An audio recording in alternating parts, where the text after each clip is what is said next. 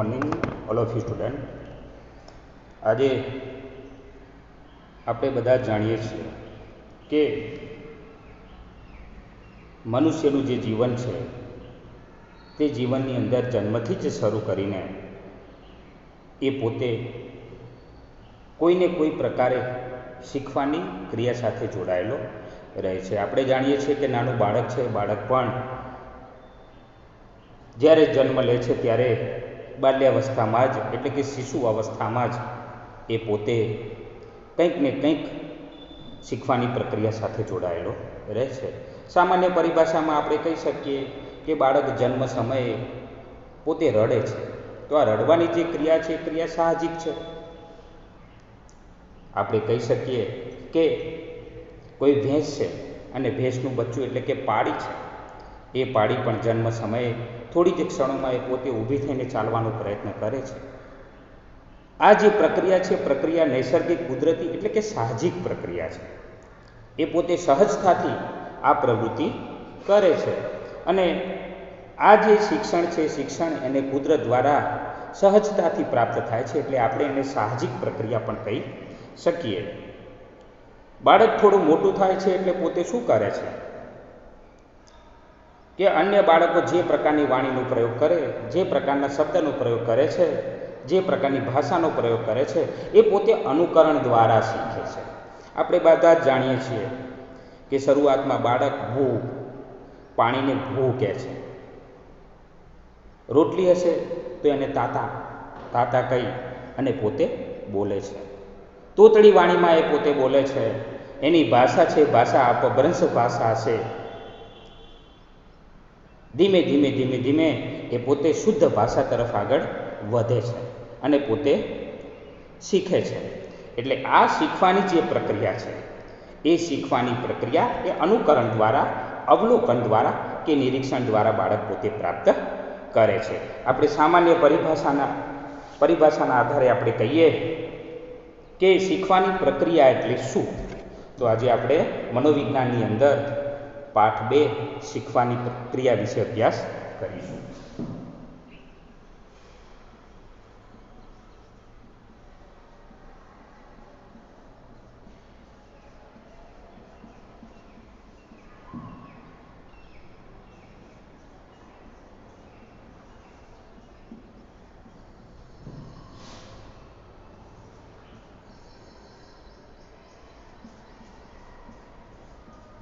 શીખવાની ક્રિયા વિશે આપણે ભણીશું. તો ઘણા બધા મનોવૈજ્ઞાનિકોએ શીખવાની ક્રિયાને લઈ અને પોતપોતાની સંકલ્પનાઓ એટલે વ્યાખ્યાઓ આપવાનો પ્રયત્ન કર્યો છે. સામાન્ય પરિભાષામાં મનોવૈજ્ઞાનિક ટી.સી. મોર્ગને વ્યાખ્યા આપી છે કે શિક્ષણ એટલે અનુભવ અને પ્રયત્નથી તેમજ મહાવરાથી વર્તનમાં થતો સાપેક્ષ કે કાયમી ફેરફાર. આ વ્યાખ્યાની અંદર આપણે કહી શકીએ કે મુખ્ય 3 બાબતોનો સમાવેશ થયેલો છે. એક તો શિક્ષણ એટલે અનુભવ, પ્રયત્ન કે મહાવરાથી વર્તનમાં થતો સાપેક્ષ કે કાયમી ફેરફાર. અનુભવ, મહાવરા કે પ્રયત્નોનું પરિણામ એને કહી શકીએ.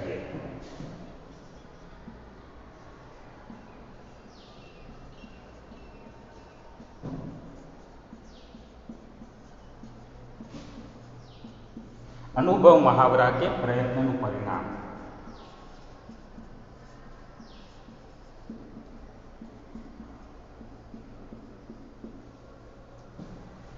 બાળક છે, બાળકે શરૂઆતમાં પોતે અન્યનું અનુકરણ કરીને પોતે શીખે છે.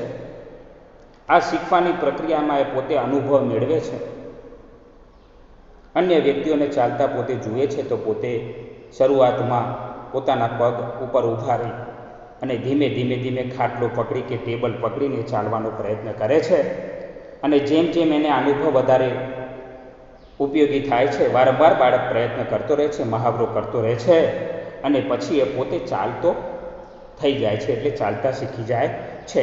એટલે એના વર્તનમાં પણ પરિવર્તન આવે છે. કેવી રીતે પરિવર્તન આવે છે કે પોતે પોતાની જાતે જ શરૂઆતમાં એ પોતે પ્રયત્નના કારણે એટલે કે ખાટલાનો કે પલંગનો ઉપયોગ કરીને પોતે ચાલવાનો પ્રયત્ન કરતો, વારંવાર આ મહાવરા દ્વારા પોતે શીખવાની જે ક્રિયા છે એ ક્રિયાને વધારે સુસંગત બનાવવાનો પ્રયત્ન કરતો અને પછી એ પોતે પોતાની જાતે સ્વતઃ એકલો ચાલી શકે છે. એટલે એના વર્તનમાં પણ પરિવર્તન આવે છે અને પછી જ્યારે મોટો થાય છે ત્યારે પોતે પોતાની જાતે પોતે એકલો ચાલી શકે છે. એટલે આ સાપેક્ષ અને કાયમી પરિવર્તન છે. શું છે આ સાપેક્ષ અને કાયમી પરિવર્તન જેને કહી શકીએ છીએ? એટલે એ બાબત પણ આપણે ધ્યાનમાં લેવું જોઈએ. શરૂઆતમાં આપણે કહી શકીએ છીએ કે બાળક જ્યારે 3 કે 4 માસનું થાય છે ત્યારે પોતે ભાખડિયા ફરીને કે પોતાનું શરીર ઘસીને પથારીમાં આગળ વધવાનો પ્રયત્ન કરે છે. ધીમે ધીમે ધીમે ધીમે પોતે જેમ જેમ પ્રયત્ન કરતું જાય છે તેમ તેમ પોતે ઝડપથી આગળ વધે છે અને એક જગ્યાએથી બીજી જગ્યાએ ખસતા પોતે શીખી જાય છે. આ જ પ્રમાણે આપણે કહી શકીએ કે ચાલવાની ક્રિયા હોય. ચાલવાની ક્રિયા શીખી લીધા પછી બાળક ઝડપથી દોડવાનો પ્રયત્ન કરે છે એટલે દોડતા પણ શીખી જાય છે.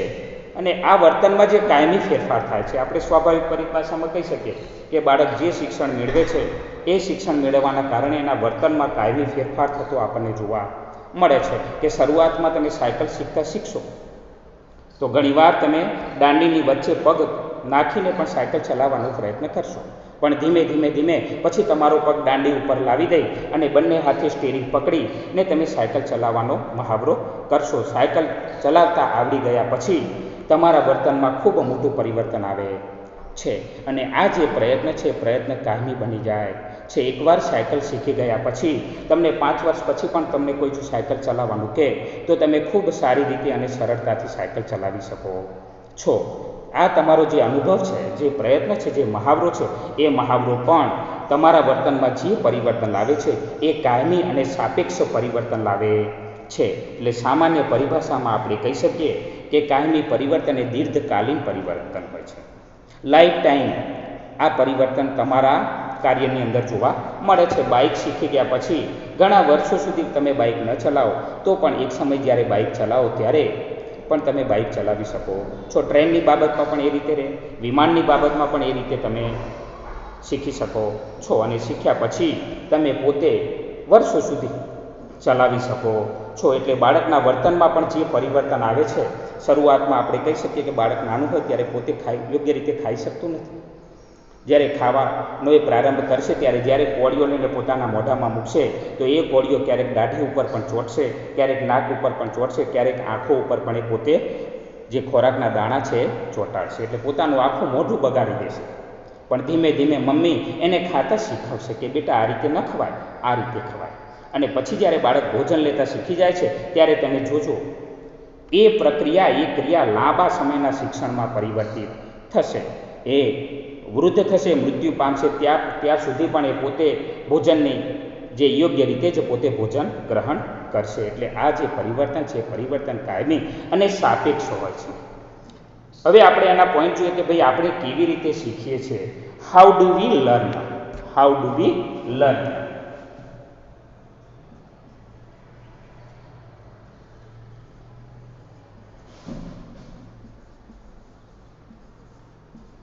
How do we learn?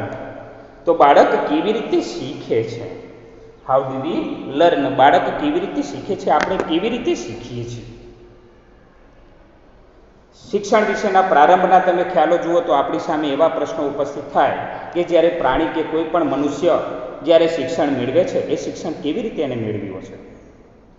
અનેક વિદ્વાનોના સંશોધનમાં પણ આ ચિંતનની એક બાબત છે કે આના અનુસંધાનમાં થયેલા જે સંશોધનો છે એ સંશોધનો પરથી પણ મનોવૈજ્ઞાનિકોએ પ્રયોગો કરી અને સાબિત કરવાનો પ્રયત્ન કરેલો છે. પ્રાણી અને મનુષ્ય શિક્ષણની કેવી તરાહોમાંથી પસાર થાય છે અને પોતે એ શિક્ષણ પ્રાપ્ત કર્યા પછી પોતે એ કાર્ય પ્રત્યે પોતાનું પ્રભુત્વ કેવી રીતે સ્થાપિત કરે છે એવા પ્રયત્નો કરેલા છે. હવે આપણે કહી શકીએ કે શિક્ષણની મુખ્ય જે 4 તરાહોની વાત કરીએ તો સ્વાભાવિકપણે આપણે કહી શકીએ કે એની સૌથી પહેલી તરાહ છે અનુકરણ દ્વારા શિક્ષણ. શું છે? અનુકરણ દ્વારા શિક્ષણ. યાદ રાખજો.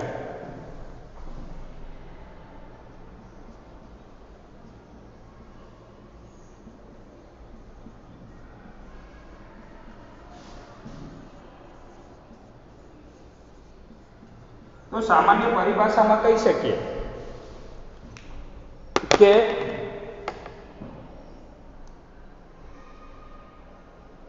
કોઈ પણ બાળક છે એ બાળક પોતે અનુકરણ દ્વારા શિક્ષણ મેળવશે. તમારા ઘરની અંદર પિતાજી ફોન ઉપર વાત કરે છે, એમના કાન ઉપર મોબાઈલ છે, જ્યારે જેવા પ્રકારની વાત કરે છે અને વાત પોતાના સંબંધી સાથે થયા પછી એ પોતે પોતાના કાર્યમાં પ્રવૃત્ત થાય છે, પણ પોતાનો મોબાઈલ ટેબલ ઉપર મૂકી દીધો છે. તો જેવા પિતાજી અન્ય ઓરડામાં જશે ત્યારે તરત જ એ બાળક પોતે ઊભું થાય છે અને બાળક પણ પોતાના હાથમાં મોબાઈલ લે છે. જે રીતે પિતાજીએ જેવા પ્રકારની વાત કરી હતી તેવા જ પ્રકારની એ બાળક પોતે પણ વાત કરવાનો પ્રયત્ન કરે છે. કાલી ગયેલી ભાષાની અંદર પણ એ પોતે વાત કરે છે, એવી એક્શન કરે છે, એવી ક્રિયા કરે છે અને પછી ધીમે ધીમે ધીમે જેમ મોટો થાય છે તેમ પોતે આ ક્રિયા શીખી જાય છે. આપણે કહી શકીએ બીજું પણ ઉદાહરણ લઈએ કે શરૂઆતમાં જ્યારે તમે પાણીની અંદર તરવાનો પ્રયત્ન કરશો ત્યારે શરૂઆતમાં સીધું ઊંડા પાણીમાં તમને તરતા નહીં આવે, પણ શરૂઆતના તબક્કામાં તમે કેળસમા પાણીમાં જશો, પછી સાતીસમા પાણીમાં જશો અને ધીમે ધીમે ધીમે તમે ઢબવાનો એટલે કે તરવાનો પ્રયત્ન કરશો, ઢબીને તરશો. બંને હાથ વારાફરતી તમે આગળ લંબાવી અને પાણીને ખસેડીને આગળ વધવાનો પ્રયત્ન કરશો.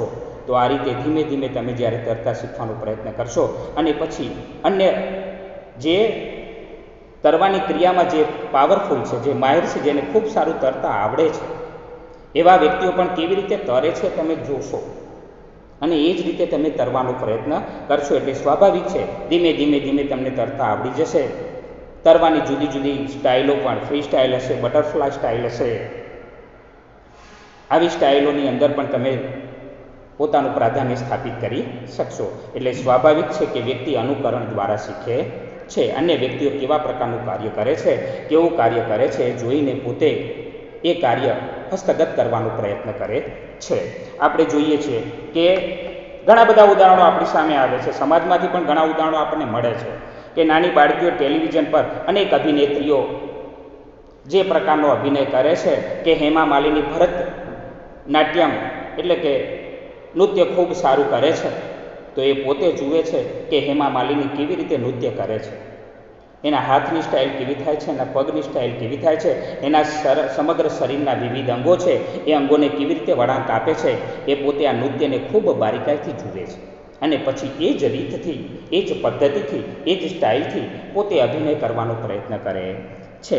ભલે પછી આપણે કહી શકીએ કે હેમા માલિની હોય, રેખા હોય, મીના કુમારી હોય, એના જે નૃત્યો છે એ નૃત્યોનું પોતે અનુકરણ કરીને, નૃત્યનું નિદર્શન કરીને, નૃત્યને જોઈને પોતે આ અભિનય કલામાં પ્રવીણતા સ્થાપિત કરવાનો પ્રયત્ન કરે છે.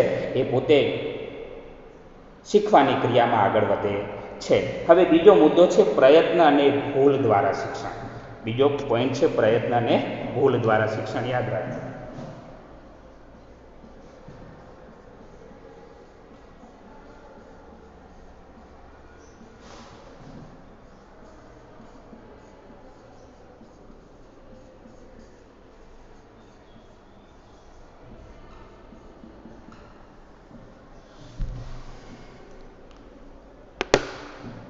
તો શિક્ષણની તરાની અંદર આપણે જોઈએ કે મનુષ્ય હશે કે પ્રાણી હશે,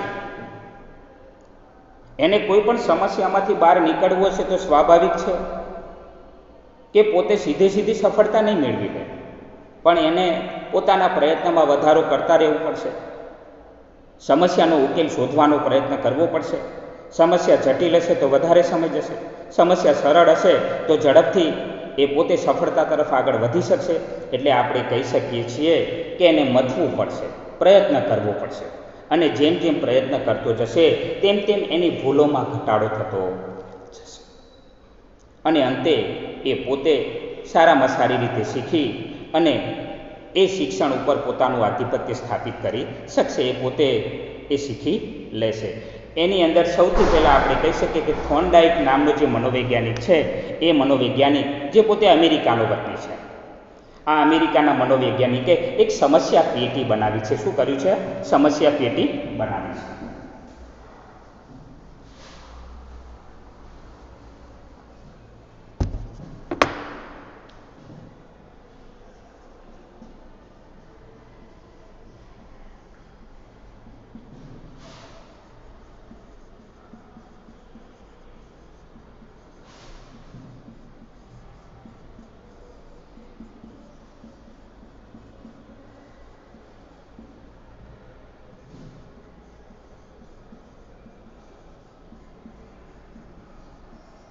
થોર્નડાઇકે એક સમસ્યા પેટી બનાવેલી છે. શું કરેલું છે?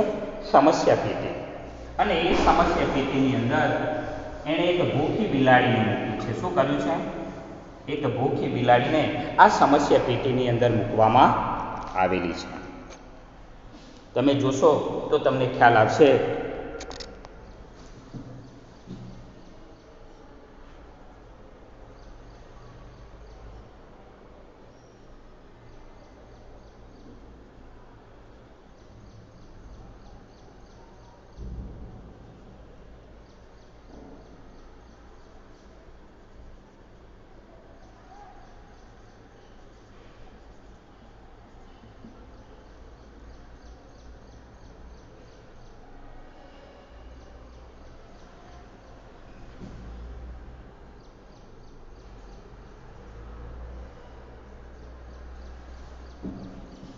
તો સમસ્યા પેટીની અંદર એણે એક ભૂખી બિલાડીને મૂકેલી છે. શરૂઆતમાં એ પોતે શું કરે છે કે સમસ્યા પેટી મૂકે છે ને એ સમસ્યા પેટીની અંદર એક ભૂખી બિલાડીને મૂકવામાં આવે છે.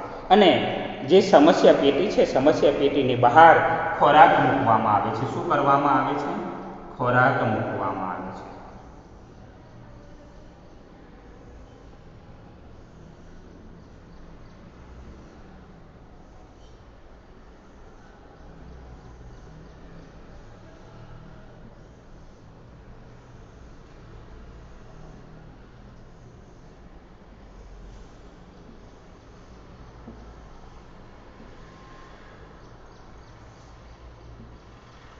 તો આવી સમસ્યા પેટીની અંદર થોર્નડાઇકે શરૂઆતમાં એક ભૂખી બિલાડીને પૂરી છે. અને ભૂખી બિલાડી આ સમસ્યા પેટીની બહાર એ પોતે જોઈ શકે એ રીતે થોર્નડાઇકે પોતે ખોરાક મૂક્યો છે. શું કર્યું છે? ખોરાક મૂક્યો છે. ખોરાકનું પાત્ર એને મૂક્યું છે. શરૂઆતમાં જ્યારે ભૂખી બિલાડીને પાંજરામાં પૂરવામાં આવે છે ત્યારે આ ભૂખી બિલાડી એ પાંજરાની આજુબાજુ આટા ફેરા મારે છે. પોતે પોતાના પંજા પણ સળિયા ઉપર મારે છે. સળિયાને બચકા પણ ભરે છે. સમસ્યા પેટીમાં આમથી તેમ આટા ફેરા પોતે કરવા લાગે છે. પણ કોઈ પણ જગ્યાએથી પોતે બહાર નીકળી શકતી નથી. આ સમસ્યા પેટીની બહાર કેવી રીતે નીકળાય એ માટે પોતે સતત પ્રયત્ન કરે છે. પોતે ચકાસણી પણ કરે છે. પરંતુ સમસ્યા પેટીની બહાર નીકળવામાં એને સફળતા મળતી નથી. તો અનેક પ્રયત્નો એ પોતે ચાલુ રાખે છે. અને અચાનક જ એનો જે પંજો છે એ પંજો સમસ્યા પેટીની બહાર જે કળ બનાવી છે, બહાર નીકળવા માટેની જે કળ બનાવી છે એ કળ ઉપર અચાનક જ એનો પંજો પડી જાય છે. અને કળ ઉપર પંજો પડવાના કારણે અચાનક જ દરવાજો ખુલી જાય છે. અને આ સમસ્યામાંથી બિલાડી બહાર નીકળી જાય છે અને ખોરાક મેળવી લે છે. એટલે શરૂઆતની અંદર પોતે આ શિક્ષણ પ્રાપ્ત કર્યું નથી, પણ અચાનક જ એનો પંજો સમસ્યા પેટીની અંદર જે કળ બનાવેલી છે કળ ઉપર પડી જાય છે અને એના કારણે બારણું ખુલી જાય છે અને પોતે બહાર નીકળે છે. પછી તરત જ બીજા દિવસે પણ થોર્નડાઇક પોતે આ બિલાડીને પાંજરાની અંદર પૂરી દે છે. પણ કળ દબાવતા બિલાડી પોતે શીખી નથી ગઈ, પણ ધીમે ધીમે ધીમે આ પ્રયત્નો વારંવાર એ પોતે કરે છે અને એના કારણે એની શીખવાની જે પ્રક્રિયા છે એને સમર્થન મળે છે. થોર્નડાઇકે સતત 24 દિવસ સુધી આ પ્રયત્નો ચાલુ રાખ્યા. 24 દિવસના અંતે જ્યારે 24મા પ્રયત્ને થોર્નડાઇકે જ્યારે બિલાડીને પાંજરામાં મૂકી ત્યારે પોતે કળ દબાવતા શીખી ગઈ હતી. અને માત્ર 10 સેકન્ડની અંદર જ જેવી બિલાડીને પાંજરામાં મૂકવામાં આવી, સમસ્યા પેટીમાં મૂકવામાં આવી, એટલે તરત જ 10 સેકન્ડની અંદર જ એ પોતે જે કળ હતી એ કળ દબાવી અને બહાર નીકળી ગઈ અને તરત જ એને ખોરાક મેળવી લીધો. થોર્નડાઇકે જ્યારે શરૂઆતમાં પ્રયોગની શરૂઆત કરેલી અને બિલાડીએ જ્યારે પહેલો પ્રયત્ન કરેલો ત્યારે 160 સેકન્ડનો સમય લાગેલો. અને 24મા પ્રયત્નના અંતે 24 દિવસ સુધી થોર્નડાઇકે બિલાડી ઉપર પ્રયોગો કર્યા અને 24મા પ્રયત્નને અંતે બિલાડી 10 સેકન્ડની અંદર જ કળ પર પંજો મારી અને બારણું ખોલતા શીખી ગઈ હતી. એટલે અહીં થોર્નડાઇક એવું કહેવા માગે છે કે જેમ વારંવાર પ્રયત્ન કરવામાં આવે કોઈ પણ ક્રિયા શીખવા માટે તો એ જે ભૂલો છે ભૂલો ધીમે ધીમે ઓછી થતી જાય છે અને પ્રાણી અનુભવ અને મહાવરાના કારણે પોતે એ શીખવાની પ્રક્રિયામાં પૂરેપૂરું સફળ થાય છે, એટલે પોતે એ શિક્ષણ પ્રાપ્ત કરી લે છે. છેવટે આપણે કહી શકીએ કે છેલ્લે જ્યારે પ્રાણીને પાંજરાની અંદર પૂરવામાં આવે છે ત્યારે પોતે કોઈ પણ પ્રકારના પ્રયત્નો કર્યા વિના સીધું જ કળ દબાવતા શીખી જાય છે અને ખોરાકની પ્રાપ્તિ કરી લે છે. એટલે સામાન્ય પરિભાષામાં આપણે કહી શકીએ છીએ કે અનુભવ અને પ્રયત્નથી કોઈ પણ પ્રાણી છે કોઈ પણ પ્રકારની ક્રિયા કરતાં પોતે શીખી જાય છે. એના પછીનો એક બીજો પ્રયોગ છે અભિસંધાન દ્વારા શિક્ષણ.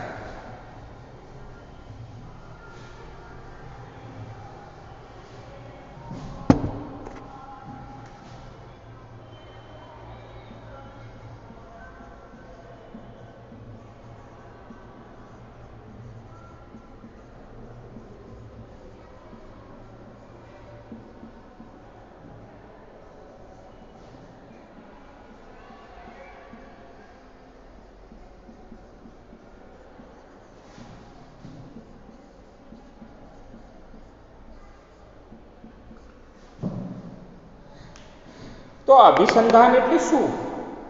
તો સામાન્ય પરિભાષામાં આપણે કહી શકીએ કે અભિસંધાન એટલે જોડાવું. અભિસંધાન એટલે જોડાણ થવું.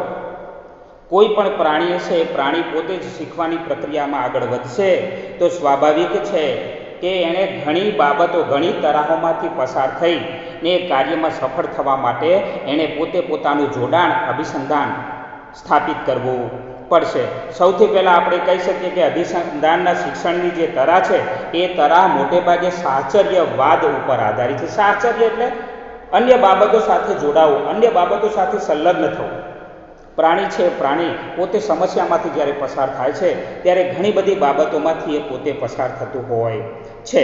એટલે આપણે કહી શકીએ છીએ કે આ જે પ્રયોગ છે સાહચર્યવાદ ઉપર આધારિત છે.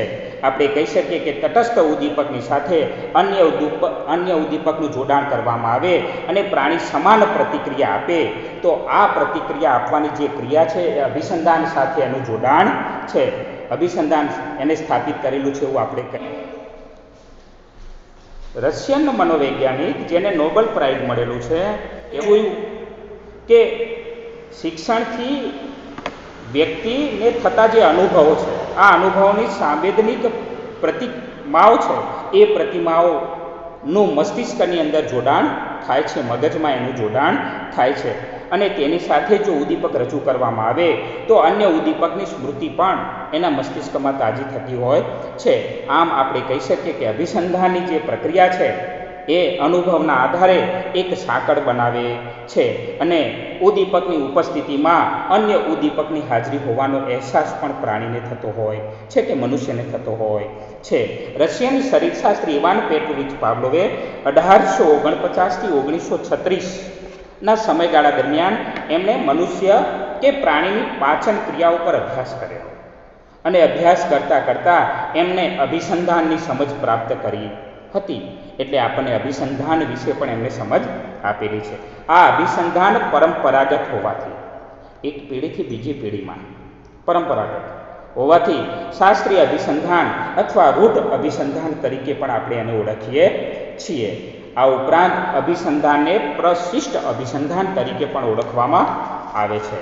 જે ઇવાન પેટ્રોવિચ પાવલોવે જે પ્રયોગો કરેલા છે એ પ્રયોગોના અંતે આપણે કહી શકીએ છીએ કે એને પ્રશિષ્ટ અભિસંધાનનો પ્રયોગ પણ કહેવામાં આવે છે. ઇવાન પેટ્રોવિચ પાવલોવે 1849થી 1936ના સમયગાળા દરમિયાન એણે પોતે પાચન ક્રિયાઓ પર અભ્યાસ કર્યો અને એ માટે એણે પોતાની પસંદગી સૌથી પહેલાં કૂતરા ઉપર ઉતારી.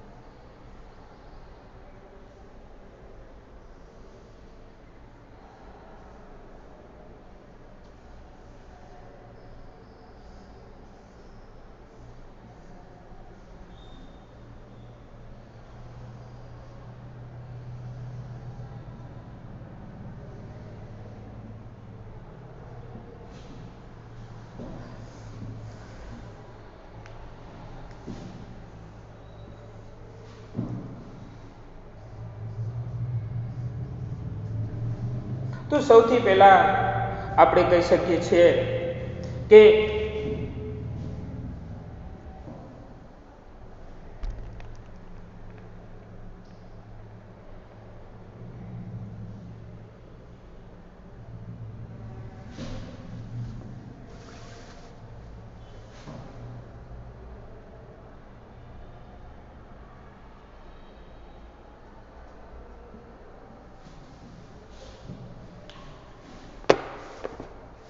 તો આ પ્રશિષ્ટ અભિસંધાન એટલે કે શાસ્ત્રીય અભિસંધાનનો જે પ્રયોગ છે એ પ્રયોગની મહામૂલી ભેટ ઇવાન પેટ્રોવિચ પાવલોવે આપણને આપેલી છે.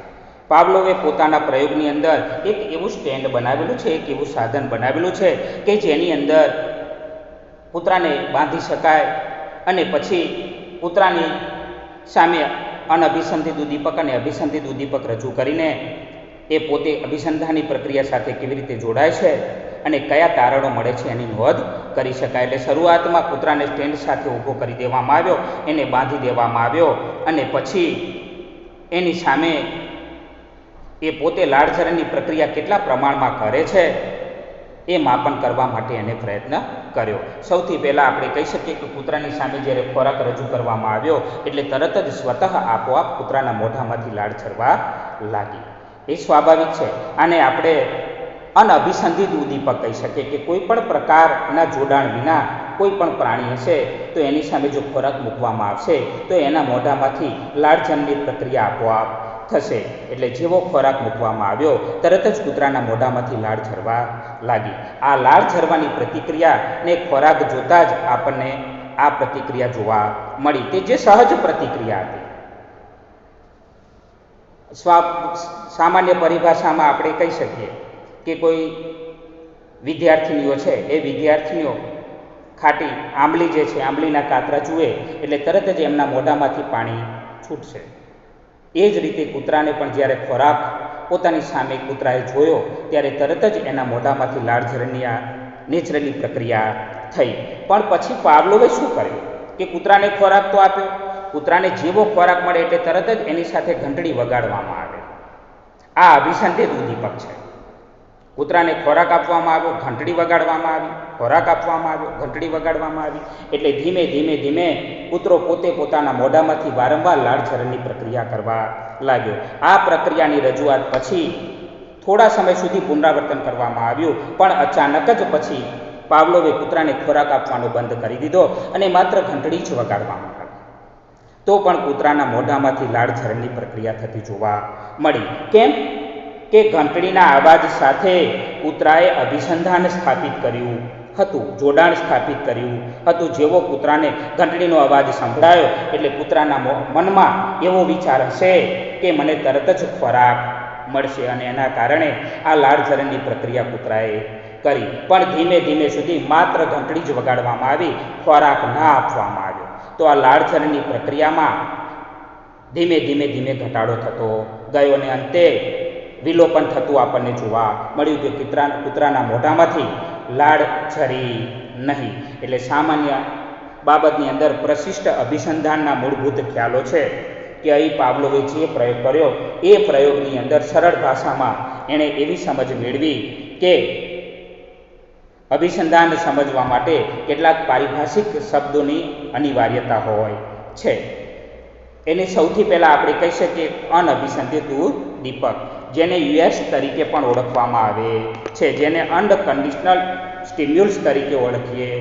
જે ઉદ્દીપક કુદરતી રીતે સ્વાભાવિક પ્રતિક્રિયા કરવા માટે જવાબદાર હોય તેવા ઉદ્દીપકને અનઅભિસંધિત ઉદ્દીપક કહેવામાં આવે છે. અહીં ખોરાક એ અનઅભિસંધિત ઉદ્દીપક છે કે કોઈ પણ પ્રાણીની સામે જો ખોરાક મૂકવામાં આવે, અહીં પાવલોવે કૂતરાની સામે ખોરાક મૂક્યો તો એના મોઢામાંથી આપોઆપ લાળ ઝરવાની પ્રક્રિયા થતી જોવા મળી, જેને અનકન્ડિશનલ સ્ટિમ્યુલ્સ તરીકે આપણે ઓળખીએ છીએ.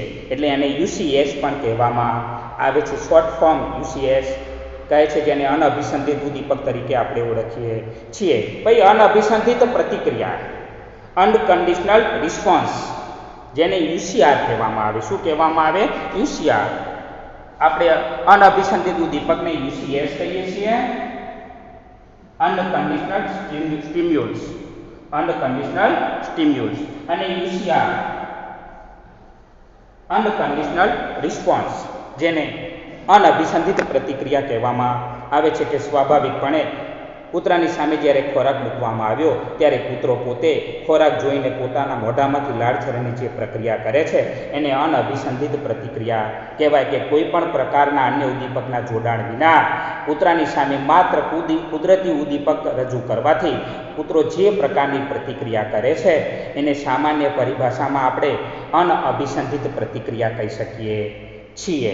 એટલે સ્વાભાવિકપણે સરળ રીતે કહીએ તો કૂતરાની સામે ખોરાક મૂકવાથી એના મોઢામાંથી લાળ ઝરવાની જે પ્રતિક્રિયા કૂતરો વ્યક્ત કરે છે એને અનઅભિસંધિત પ્રતિક્રિયા કહેવામાં આવે છે. અનકન્ડિશનલ રિસ્પોન્સ જેને કહેવામાં આવે છે.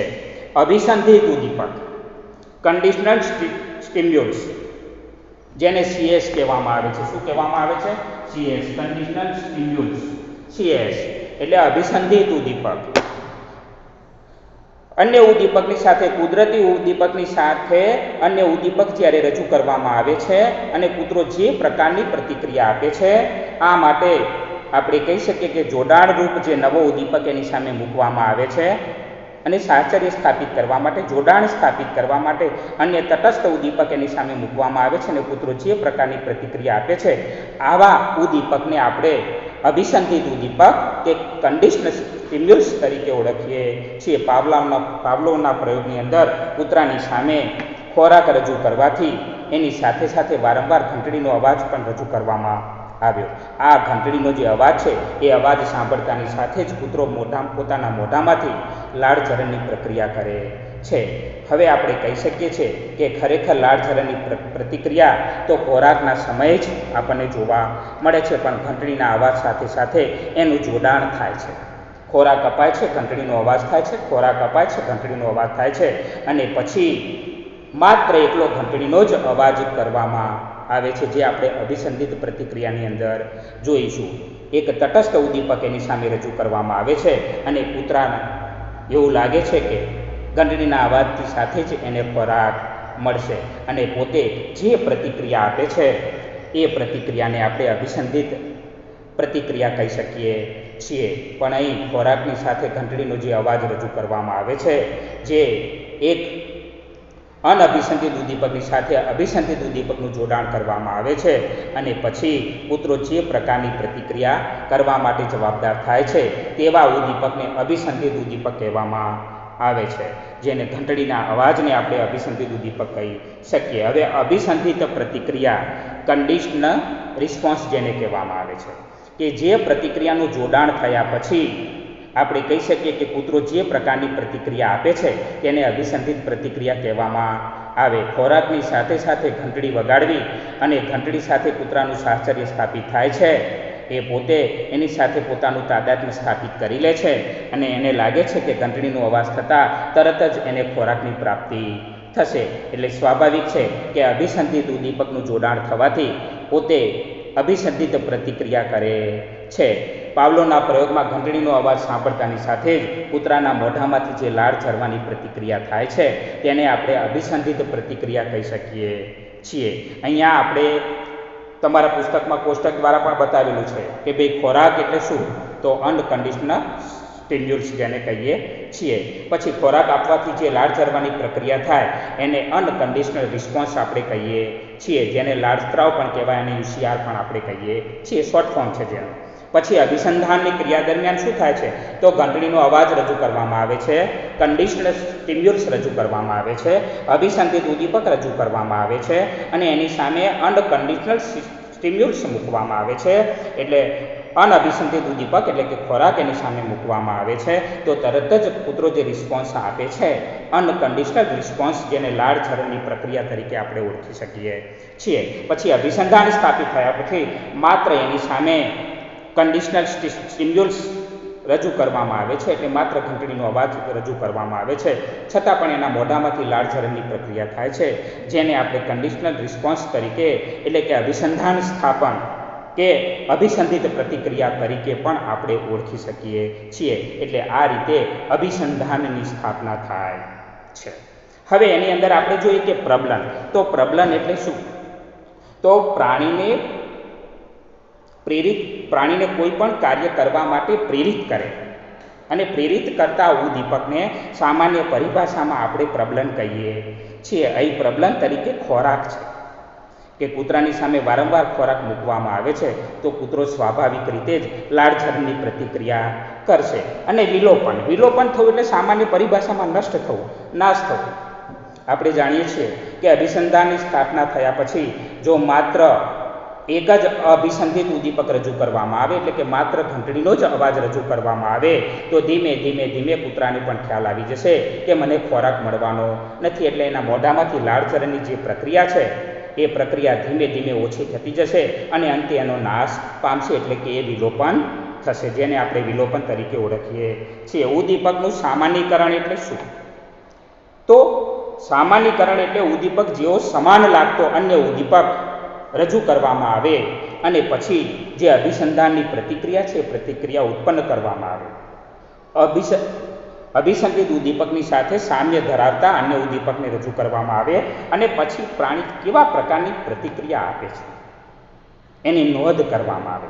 એટલે એને સામાન્ય પરિભાષામાં જો અગાઉની પ્રક્રિયા સાથે જ પ્રાણી એવા જ પ્રકારની પ્રક્રિયા કરે તો ઉદ્દીપકનું સામાન્યીકરણ થયું કહેવાય. પાવલોવ ઘંટડીના સ્થાને જો બર્જર વગાડે અને પ્રાણી પ્રતિક્રિયા આપે અને બર્જર વાગવાની સાથે પણ જો કૂતરાના મોઢામાંથી લાળઝરની પ્રક્રિયા થાય તો સ્વાભાવિકપણે આપણે કહી શકીએ છીએ કે આ ઉદ્દીપકનું સામાન્યીકરણ થયેલું કહેવાય છે. ખ્યાલ આવે છે?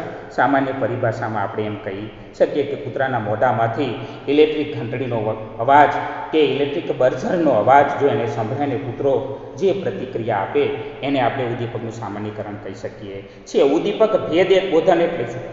તો શરૂઆતમાં આપણે કહી શકીએ કે ઘંટડીના સ્થાને એને બર્જર વારંવાર વગાડવામાં આવે છે અને પછી કૂતરાને ખ્યાલ આવે છે કે ઘંટડીનો અવાજ થાય ને કૂતરાને ખોરાક પણ આપવામાં આવે, એની સાથે સાથે બર્જર પણ વગાડવામાં આવે, પણ લાંબા સમય સુધી માત્ર એટલું બર્જર વગાડવામાં જ આવે અને એને ખોરાક ન આપવામાં આવે તો ઘંટડીના અવાજ અને બર્જર વચ્ચે જે ભેદ છે એ ભેદને કૂતરો ઓળખી જાય છે અને સામાન્ય પરિભાષામાં આપણે એને ઉદ્દીપકનું ભેદબોધન પણ કહી શકાય કે બંને ઉદ્દીપક વચ્ચે શું તફાવત છે, બંને ઉદ્દીપકની રજૂઆત થતાં કયો ઉદ્દીપક એને લાભદાયી છે એ લાભદાયી અને કયો ઉદ્દીપક એને લાભદાયી નથી એ બંને ઉદ્દીપક વચ્ચે ભેદ પારખતા શીખી જાય છે, જેને આપણે ઉદ્દીપકનું ભેદબોધન કહી શકીએ છીએ. એટલે મિત્રો, ઇવાન પેટ્રોવિચ પાવલોવના પ્રયોગની અંદર તમારે આટલી બાબતો ખાસ ધ્યાનમાં રાખવી પડે કે એક તો અનઅભિસંધિત ઉદ્દીપક અનકન્ડિશનલ સ્ટિમ્યુલ્સ, અભિસંધિત ઉદ્દીપક કન્ડિશનલ સ્ટિમ્યુલ્સ, અનઅભિસંધિત પ્રતિક્રિયા અનકન્ડિશનલ રિસ્પોન્સ, અભિસંધિત પ્રતિક્રિયા કન્ડિશનલ રિસ્પોન્સ, પછી પ્રબલન, વિલોપન, ઉદ્દીપક સામાન્યીકરણ અને ઉદ્દીપક ભેદબોધન. આટલા મુદ્દાઓને તમારે ધ્યાનમાં લેવા પડે તો જ તમે પ્રશ્ન ઉત્તર સારી રીતે લખી શકો. ઓકે, આવતીકાલે તમારે થોર્નડાઇક અને પાવલોવનો જે પ્રયોગ છે એ પ્રયોગનું પૂર્ણ અધ્યયન કરીને આવવાનું રહેશે. ઓકે, નમસ્તે.